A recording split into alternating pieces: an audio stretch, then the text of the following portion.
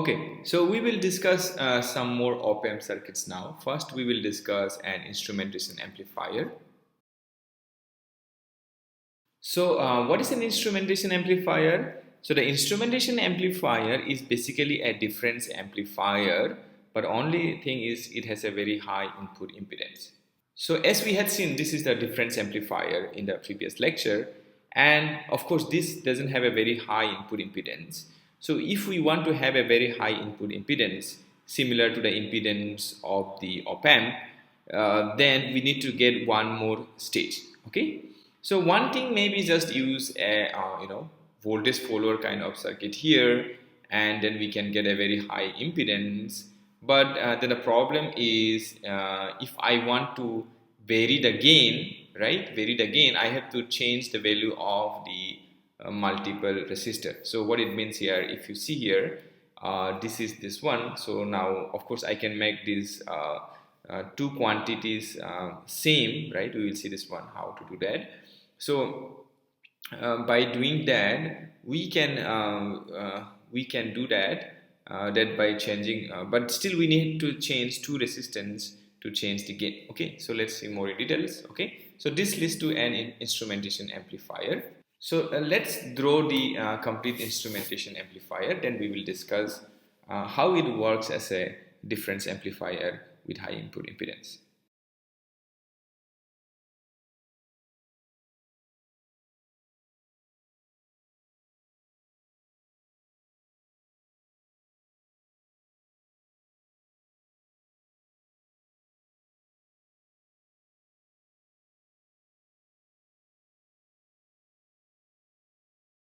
Okay, so this is the complete instrumentation amplifier. So let's write down the value resistors. This is my R1, this is R2, R2, these two are same. This is my R3, R3, and this is my R4, R4. Okay, so if you see here, this part is a difference amplifier. Let's call this as VO1 and VO2. So we know that if the inputs of a difference amplifier is VO1 and VO2, then I can write the output as Vout as using the formula that we had discussed, that we had derived last time. So we'll use this formula, right? So in this case, the RF is R4 and R1 is R3. Okay, so my Vout will be 1 plus R4 by R3, and it will be R4 by R3 plus R4 into VO2 minus R4 by R3 into VO1. Okay, so now if I just if I just do this one, what I'll get is I will get as R4 by R3 into VO2 minus VO1. Okay, so this is the expression. Okay, so now we need to express this VO1 and VO2 in terms of Vin1 and Vin2. So note that this has a very high impedance. You see the input impedance is very high because they are connected to the input node of these op-amps. Okay, so yeah, let's start writing. So in this case, this current IR1, let's call this current IR1. So here these two are approximately same.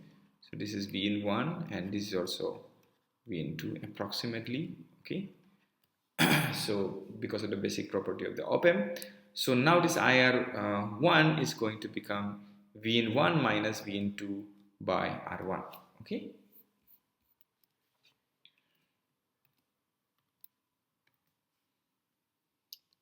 So IR1 is equal to Vin1 minus Vin2 by R1. Okay. Now if you see, VO1 can be expressed in terms of Vin1 as, because this same current, because there's no current flowing inside the op-amp, so this IR1 is going to flow through this, okay, and then it's going to flow through this. So VO1 can be expressed as this voltage V in plus the drop across this IR2. So V in 1 plus IR1 into R2. So VO1 can be expressed as V in 1 plus IR1 into R2. I suggested please try to solve this one yourself. This is very simple, and you can try first and then later on you can see my solution. So if I substitute IR1 here, it is something like this. V in 1 minus V in 2 by R1 into R2, and if I simplify it, I'll get some value like R2 by R1 into V in 1 minus R2 by R1 into V in 2. Similarly, I can write a VO2 as, if you see the VO2 is V in 2 minus I R1 into R2, because there will be a drop right across this one. So VO2 will be V in 2 minus I R1 into R2. So VO2 will be equal to V in 2 minus I R1 into R2. Okay. So now if I do this one, so it will come as V in 2 minus, again I can substitute this IR1, which is V in 1 minus V in 2 by R1 into R2. So if I just rearrange it, what I will get is 1 plus R2 by R1 into V in 2 minus R2 by R1 into V in 1. Okay, so now therefore if I make VO2 minus VO1, if I subtract VO1 from VO2, what I'll get is, I will get 1 plus 2R2 by R1 into V in 2 minus V in 1. Okay, now if I substitute VO1 minus VO2 in the first equation that I have, so putting it in 1, we have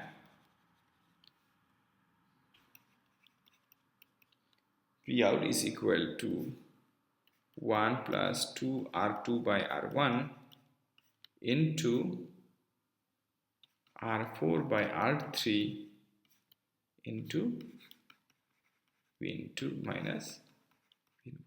Okay, so this kind of amplifier is called the instrumentation amplifier, and this is used to find the difference. Okay, the main advantage here is, you see this R2, R3 and R4, multiple resistance are R2 and multiple resistance are R3 and R4.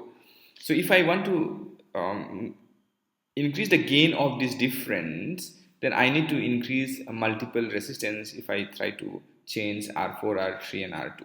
But here if I just change the value of R1, okay, we have only one R1 here if you observe here, right? So just by changing the value of R1, I can increase or decrease the gain of this difference. So that is the main advantage compared to if I just use a simple voltage follower here.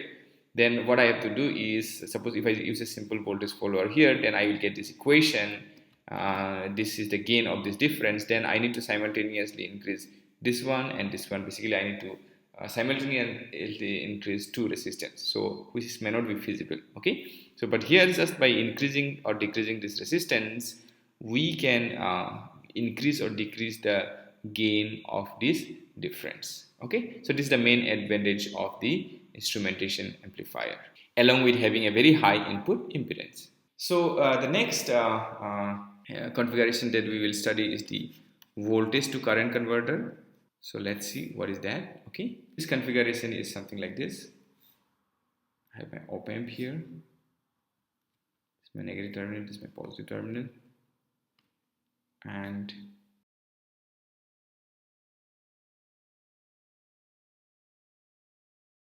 so there is one more resistor here.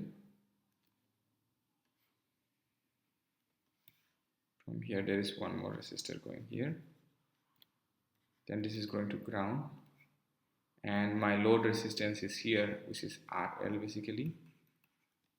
and there's a connection between this one and this one. Okay, let's call it to be R1, and this is V in, and this is R2, this is R3, and this is R4. Okay, the current flowing through this is IL.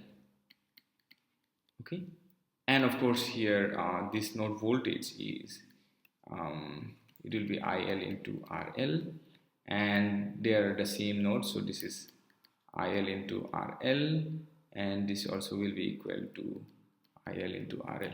Okay, and let's call this as V0. Okay, so we need to find out this IL in terms of V in, and what we will see that if you satisfy certain condition, this IL will be independent of RL. So basically this IL will be simply dependent into by this V in. So I can I can define the current across this load by changing this voltage. So that is called that's why it's called the voltage to current converter. Okay, so the current across this load will not be at all dependent on this RL, just it will be dependent on this V in.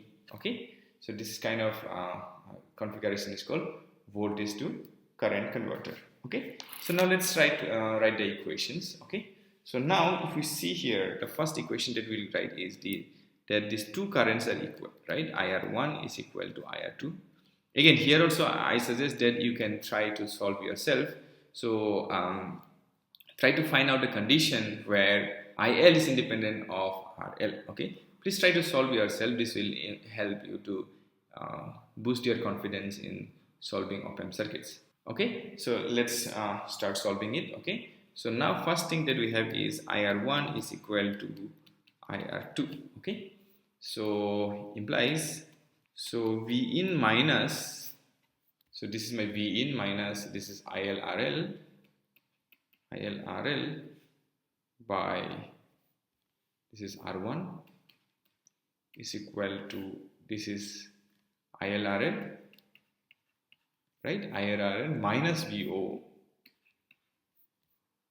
by R2. Okay, yeah. So this is my equation number 1. So now writing the KCL at this point, if I try to write down the KCL at this point, so the current flowing through this is IR3, so and this is IR4, right? And if you see here, this IR3 is equal to IL plus IR4 because there is no current flowing inside the op-amp. Okay, so again my IR3 is equal to IL plus IR4. Okay, now if I just substitute so IR3, what is IR3? IR3 is VO minus ILRL by R3. Okay, so VO minus ILRL by R3 is equal to IL plus, what is IR4? IR4 is simple, this voltage is ILRL by R4. So this is ILRL by R4. Again, please try to see the things yourself. Okay, I'm going a little fast, but it's very simple. Okay, so now if you see this equation number 1 and equation number 2, right? So I want to get rid of this VO because VO is my only intermediate variable, because ultimately I want to express this V in or IL in terms of V in. Okay, so that means I just need to get rid of VO, and if you see at this expression and these expressions are same, so just they are opposites. It means if I multiply this one with -1 and if I just substitute, what I'll get is so implies, this is what I'm going to get, so -1 by R3. So if I just multiply this one R2 this side and just substitute this whole term, so I need to multiply with a -1, so that I need to reverse it to get this one.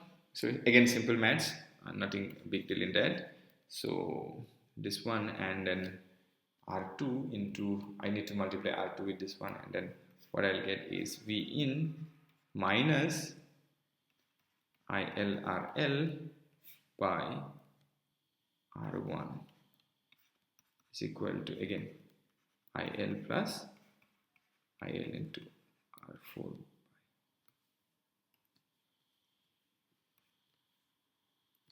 IL into RL by R4. Okay. Now, okay, so just let me rearrange it.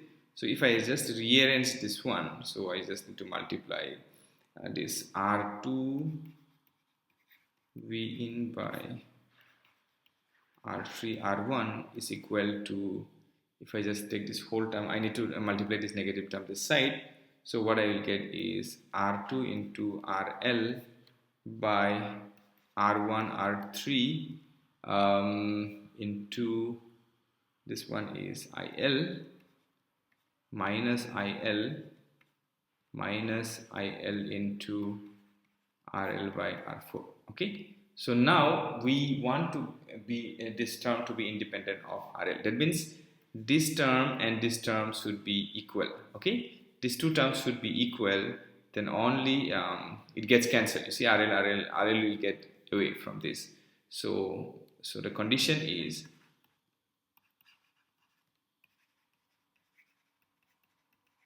so the condition to make IL independent of RL should be, these two should be equal. So if I make these two equal, then what I'll get is R2 RL by R1 R3, of course IL is also there, is equal to IL RL by R4.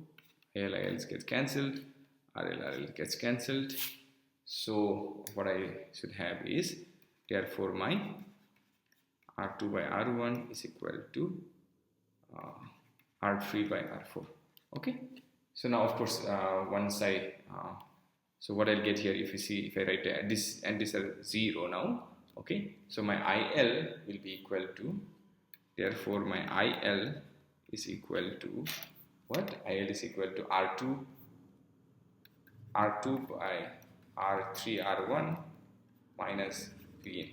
Okay, so this is my current, this is based on my V in, and of course R2 by R1 can be written as R3 by R4. So if I just substitute this one, what I'll get here is I get just minus V in by R4.